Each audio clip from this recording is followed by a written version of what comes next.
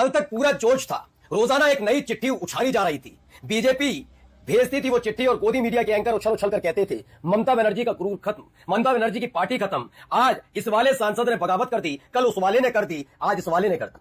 लेकिन इन सब के बीच किसी की इतनी हिम्मत और जुर्रत नहीं हो पाई ये पूछ लिया जाए कि 28 में से ये 19 सांसद बागी कैसे हो रहे थे। आज खबर ये नहीं है, खबर इससे आगे की है कि जो 19 सांसदों की बगावत पर उछल उछल कर टीएमसी का बीजेपी में विलय करने का सपना देख रहे थे, उनके सबके सपनों पर पानी फेर दिया सिर्फ 2 सांसदों ने।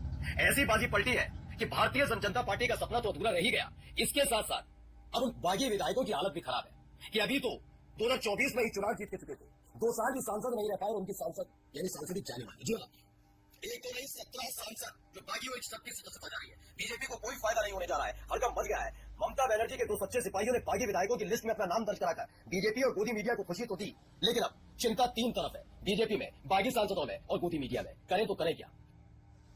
अस्सलाम वालेकुम वरहमतुल्लाहि वबरकातुहू। अज़ीज़ान मिल्लत इस्लामी, आप तमाम उम्मती को अबू फैसल की तरफ से सलाम मर्द है। घर में बड़ी पर्दानशीन इज़्ज़तदार माँ और बहनों को अबू फैसल की तरफ से सलाम मर्द है। बहरहाल बहर के अल्लाह से उम्मीद है आप लोग खैरियत से होंगे, अल्लाह की हिफाजत में होंगे। इन मलनों की मरामत से, इन फ़िरका परस्तों की फ़िरका परस्ती से, इन दरिंदों की दरिंदगी से, इन बाबनीचरों की बाबनीची से, इन बलात्कारियों की बलात्कारी से, इन दहशत गर्दों की दहशत गर्दी से महफूज होंगे। अल्लाह आप लोग को अपने हिफ्ज़ अमान में रखे, अल्लाह अपनी हिफाजत में रखे, अल्लाह हर आबाद से हर शर से महफूज रखे। बहरहाल भर के मेरे अजीज दोस्तों, मेरे भाइयों, देश के हालात से भी आप लोग वाकिफ़ हैं और देश के बाहर के हालात से भी आप लोग बच्चा वाकिफ़ है।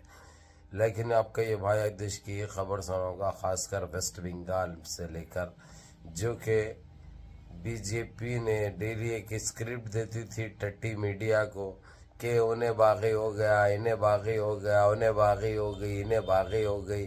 अब जो है सब बीजेपी में ज्वाइन कर लिए लोग, एनडीए में चले गए ये लोग और इतनी अक्सरियत हो गई। अब चंद्रबाबू नायडू की ज़रूरत नहीं है, अब नीतीश कुमार की ज़रूरत नहीं है, चिराग पासवान की ज़रूरत नहीं है। ये चलता था गोदी मीडिया, टट्टी मीडिया, गूकी मीडिया, ये खाते बढ़ती रही टट्टी। लेकिन अभी सुप्रीम कोर्ट का आर्डर आ गया जिसमें से 28 में से 19 तो एमपीज भागे हो गए थे, यानी टीएमसी छोड़ दिए थे। आप लोगों को अच्छी तरह पता है ये ऐसा चल रहा था, गोदी मीडिया पे चल रहा था। ममता बनर्जी बिल्कुल ख़त्म हो गई, उसकी पार्टी चले जाएगी, उसका नाम चले जाएगा, टीएमसी का हाथ, टीएमसी दूसरों के हाथ में आ जाएगी। ये सारी गंदगी तो जो है सो यानी 24 घंटे गोदी मीडिया पे यही चल रही थी। ये जब से ये जंतर मंतर का प्रोडक्ट चालू नहीं हुआ, हमारे बहादुर यूथ का जो अपने हक और इंसाफ के लिए जो आज गवर्नमेंट को बैकफुट पे ला चुके हैं, जो इनके सामने गवर्नमेंट भी नहीं टिक रही है, एक हकीकत, एक सच्चाई। लेकिन अभी अपन आते हैं ये वेस्ट बंगाल के उस पर, मेरे अजीज दोस्तों, मेरे भाई, सुप्रीम कोर्ट ने उन 19 एमपीज का जिसने ये लिस्ट दी थी ममता बनर्जी ने, उनकी एमपीशिप खत्म हो गई। अब दोबारा जब इलेक्शन लड़ेंगे बीजेपी की तरफ से तो एमपी बनेंगे। जैसे ही ये सुप्रीम कोर्ट से ये डिक्लेयर हुआ और इनकी संसद खत्म हो गई, होते ही जो है ये लोग सीधा जो है ममता बनर्जी के दिल्ली पे पहुंचे, उसके पावा पड़ने लगे, बड़े बड़े बातें जो कर रहे थे, इनकी जनपद का अंडा इनकी। लेकिन क्या गेंद मारी भाई, कैसी बाउंसर थी ये। राहुल गांधी ने बोला कि सामने टप खिला, बोला सामने जाके टप खिले, यानी सामने इसलिए बोल रहा हूँ, इतना इंतजार करी उन्हें, पूरा खेल, इनकी गंदगी इनके जहनों में कितनी है वो देखना चाहिए। यानी सामने गेंद डाल के ऊपर से मारे तो खाली देखते रह गए, ना आता ना पता, इनको नजर ही नहीं है गेंद। सीधा जो है सो इनको क्लीन बोल्ड, वापस आ गए क्लीन बोल्ड कर दी, फिर वापस से पलट के, भाई गोल ही वैसा था वो, समझ रहे आप लोग। इनके गिल्लियां भी उखड़ गए, इनके सब उखड़ गया इनका। तो बहरहाल मेरे अजीज दोस्तों, मेरे भाइयों, अब बीजेपी की सूखड़ी साफ होने जा रही है।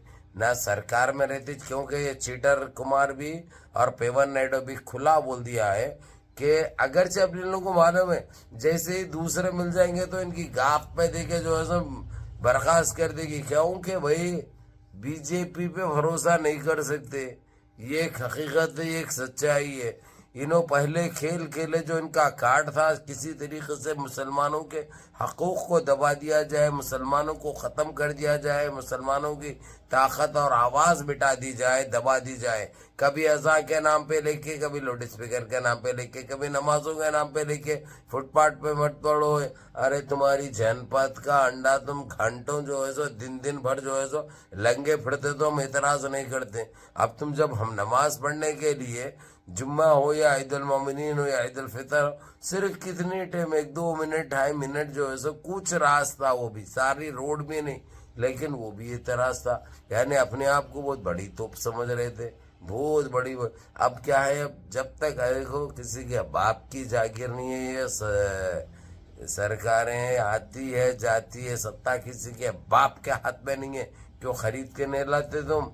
जो इतना जलील करोगे देशवासियों को, इतना परेशान करोगे देशवासियों को, अब तुम जब चले जाएंगे, सत्ता से बाहर हो जाएंगे, बेदखल हो जाएंगे, तुम्हारे को निकाल फेंक दिया जाएगा, उसके बाद किसको क्या मुंह दिखाएंगे?